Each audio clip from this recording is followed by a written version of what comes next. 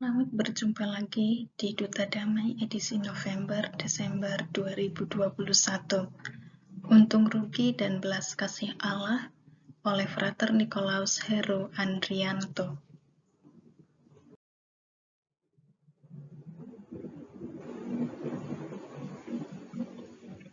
Suatu sore, seorang umat berkisah soal untung rugi di mata Tuhan dan di mata manusia.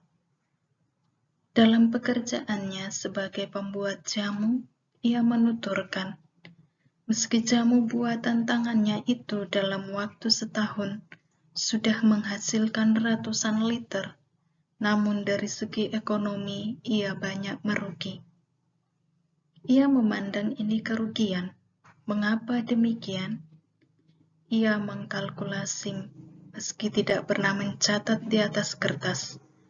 Dalam sebulan ia membuat kira-kira 160 liter jamu kali 30.000 per botol, maka keuntungan bersih per bulan kira-kira 1,2 juta. Sampailah ia kemudian pada satu titik usia.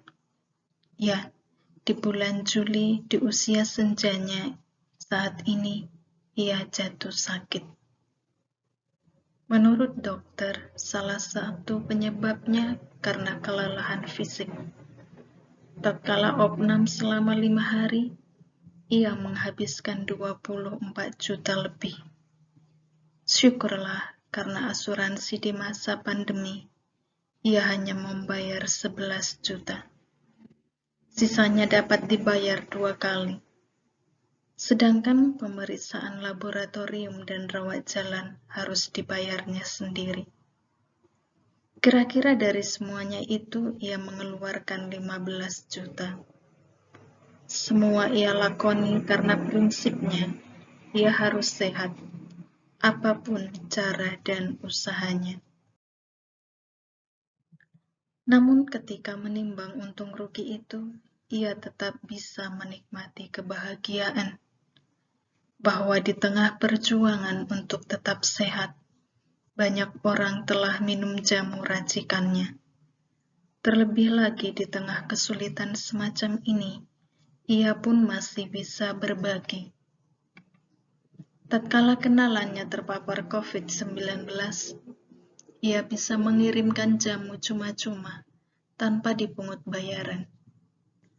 Ia pun masih bisa berdonasi untuk 6 bulan ke seminari. Di akhir permenungan menimbang untung rugi di mata manusia dan Tuhan itu, ia sampai pada kesimpulan bahwa sebenarnya ia tidak rugi.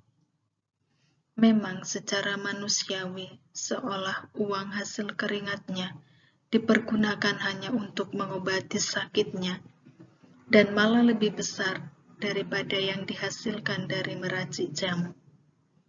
Namun di sisi lain, Tuhan memberi kesehatan dan kesempatan yang begitu luas untuk tetap berbagi. Kalkulasi kita, kalau mau jujur dan mata batin kita jernih melihat, pandemi saat ini tidak melulu menjadi krisis. Pandemi bisa menjadi peluang-peluang baru yang mengundang semua insan untuk berinovasi. Banyak peluang-peluang usaha yang mau tidak mau berkembang pesat gegara pandemi seperti ini. Karena orang tetap akan berjuang agar semakin yang pernah diusahakan tetap masih bisa berjalan dengan aneka cara yang bisa ditempuh.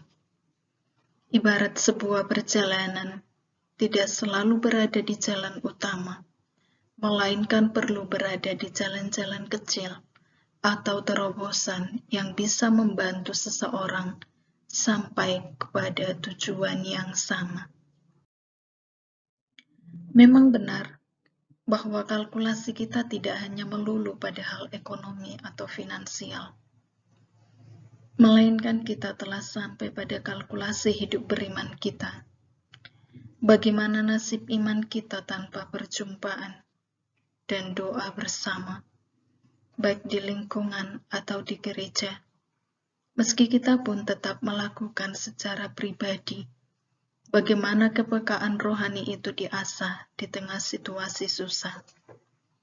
Atau justru malah pandemi ini menjadi sebuah keuntungan, tatkala tidak bisa datang ke gereja dan justru bisnis lancar dan melimpah ruah. Dari sisi iman inilah kita perlu semakin kritis menimbang, mengkalkulasi untung dan rugi, dan perlu segera mendapatkan solusinya. Inilah model besar kita untuk kehidupan kekal, bukan berarti mengesampingkan daya atau kekuatan uang bagi kehidupan kita, melainkan sisi rohani pun perlu mendapat pertimbangan yang lebih kritis lagi. Memang uang tidak akan dibawa mati. Demikian ungkapan keseharian yang pernah kita dengar atau kita tuturkan. Benar juga bahwa tak punya uang pun rasanya seperti mau mati. Itu balasan dari tuturan pertama. Dalam menimbang dan mengkalkulasi semacam ini, tampaknya cakrawala berpikir pun perlu diperluas. Menemukan makna di setiap saat, rasanya juga sangat membantu kita.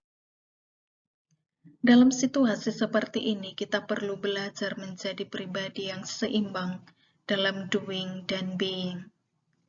Dalam ranah psikologi, dalam buku Iman Setiadi Arif, Psikologi Positif, Pendekatan Saintifik Menuju Kebahagiaan, halaman 118-119,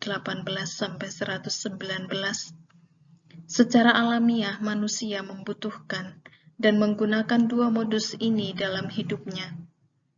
Ada saatnya bekerja keras, ada saatnya beristirahat, ada saatnya berpikir, ada saatnya tidak berpikir, ada saatnya berperang, ada saatnya berdamai dan menerima, ada saatnya memecahkan soal dan masalah, ada saat mencernihkan batin, demikian seterusnya. Oleh karena itu, jika kedua modus ini berada dalam keseimbangan, pribadi akan berakar dalam kejernihan pengenalan diri, memiliki visi yang jelas tentang makna dan tujuan keberadaannya, sehingga akan memecahkan berbagai masalah dengan lebih efektif dan berbagai pencapaian luar biasa. Pribadi semacam ini adalah pribadi yang kontemplatif dalam kerja dan bekerja dalam kontemplasi. Kontemplasi tidak membuatnya buta akan berbagai masalah konkret yang membutuhkan solusi, tidak menjadikannya malas dan lamban bekerja. Sementara kerja dan keterlibatan penuh di dunia tidak membuat hati dan pikirannya jadi keruh dan diwarnai berbagai kegelisahan. Tentu kegelisahan dan kegembiraan akan hadir dalam setiap kalkulasi untung dan rugi hidup kita. Bisa saja keduanya hadir bersamaan, namun bisa juga bergiliran hadir. Namun, apakah selamanya kita hanya menimbang untung dan rugi saja dari kacamata manusiawi kita? Tidakkah kita pun ingat akan adanya belas kasih Allah dalam hidup kita yang sebenarnya? Selalu hadir dan kadang tidak sadari aneka macam kehadirannya. Mata seorang anak bayi. Mari sejenak berpikir bahwa rasanya perlu dalam melihat betapa anugerah dan belas kasih Allah itu menggunakan model mata seorang anak bayi. Tentu kita pernah mengamatinya. Kalau kita melihat bukan dari pusat manapun, melainkan dari batin yang tidak tahu dan batin yang hening, dan disitulah caranya bekerja. Ada keindahan tersendiri dalam mata seorang anak bayi. Jernih, bening, dan suka melihat segala sesuatu dengan tajam. Bahkan bisa dalam waktu yang relatif lama tidak bergerak. Mereka melihat segala sesuatu dalam keutuhannya, dalam indah adanya. Untung rugi dan kalkulasi hanya menjadi milik kita, orang dewasa. Kita bisa lekas bereaksi ketika ada orang tak kenal dengan kita memandang kita dengan sinis.